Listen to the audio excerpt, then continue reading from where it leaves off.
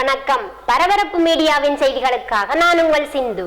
ஜெர்மனியில் 5G தொழில்நுட்ப மேம்படுத்தலை செய்யும் போது குவாவே நிறுவனத்தை அதில் பங்காளியாக சேர்த்துக் கொள்ளக்கூடாது. அந்த நிறுவனத்தை சேர்த்துக் கொண்டால் அதன் பின் அமெரிக்க உளவுத்துறை CIA தம்மிடமுள்ள உளவு தகவல்களை ஜெர்மன் உளவுத்துறையுடன் பகிர்ந்து கொள்ளாது என்று அமெரிக்கா நிபந்தனை விதித்திருந்தது. அமெரிக்க நிபந்தனையை ஜெர்மன் அரசு ஏற்றுக்கொள்ளப் போவதில்லை என்பது போல ஒரு தோற்றம் அங்கு காணப்படுகின்றது. தொலைத்தொடர்பு தொழில்நுட்பத்தில் முழுமையாக 5G தொழில்நுட்பத்திற்கு மாற்றுவதற்கு அநேக நாடுகள் தயாராகி கொண்டிருக்கின்றன. இதில் எல்லா நாடுகளுக்கும் ஏற்பட்ட சிக்கல் என்னவென்றால் குவாவே நிறுவனம்தான் 4Gயில் இருந்து 5Gக்கு மாற்றும் நடைமுறைக்கு தேவையான பல மேம்படுத்தல் தொழில்நுட்பங்களை கையில் வைத்திருக்கின்றது.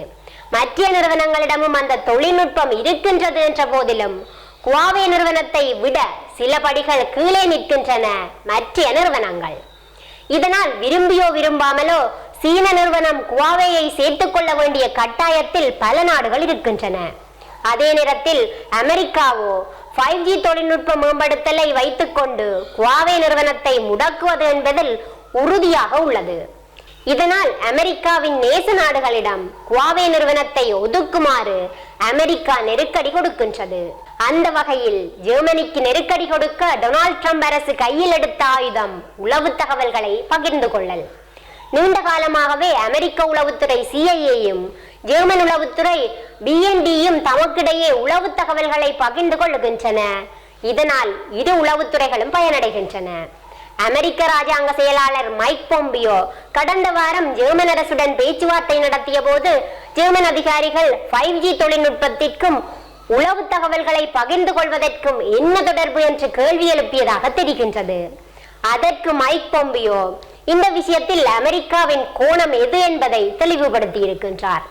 அவர் கூறியபடி அமெரிக்காவின் கோணம் என்னவென்றால் CIA தமக்கு கிடைத்த முக்கிய உளவு தகவல்களை ஜெர்மன் உளவுத்துறை BND-யுடன் பகிர்ந்து கொள்ளுகின்றது என்று வைத்துக் கொள்ளுங்கள். அந்த உளவு தகவல்களை ஜெர்மன் உளவுத்துறை தமது வலைப்பின்னலில் உள்ள ஒவ்வொரு இலாகாக்களுடன் பகிர்ந்து கொள்ளத்தான் போகின்றது.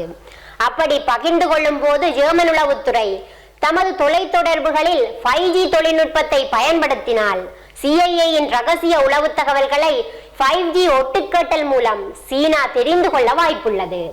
இதனால் ஜெர்மனின் 5G தொழில்நுட்பத்தில் குவாவே ஒரு பங்காளராக இருந்தால் CIA தம்மிடமுள்ள உளவு தகவல்களை ஜெர்மன் உளவுத்துறைக்கு கொடுக்க விரும்பவில்லை என மைக் பொம்பியோ ஜெர்மன் அதிகாரிகளிடம் தெரிவித்ததாக தெரிகின்றது. இது தொடர்பாக ஐரோப்பிய ஊடகம் ஒன்றுக்கு கருத்து தெரிவித்துள்ள பெயர் குறிப்பிட விரும்பாத ஜெர்மன் உயரதிகாரி ஒருவர் அமெரிக்காவின் நிபந்தனைக்கு ஜெர்மனி கட்டுப்படாது என்பதே தற்போதுள்ள நிலை. அதே நேரத்தில் 5G மேம்படுத்தல் தொடர்பாக பல முன்னேற்பாடுகள் ஏற்கனவே ஜெர்மனியில் செய்யப்பட்டு விட்டன. அந்த முன்னேற்பாடுகளில் குவாவே நிறுவனம் ஒரு முக்கிய பங்காளராக இருப்பது ஒன்றும் பரம ரகசியம் அல்ல. திடீரென அந்த நிறுவனத்தை 5G மேம்படுத்தலில் இருந்து அகற்றினால் அவர்களை மாற்றீடு செய்வதற்கு இன்று உலக அளவில் வேறு எந்த நிறுவனமும் கிடையாது.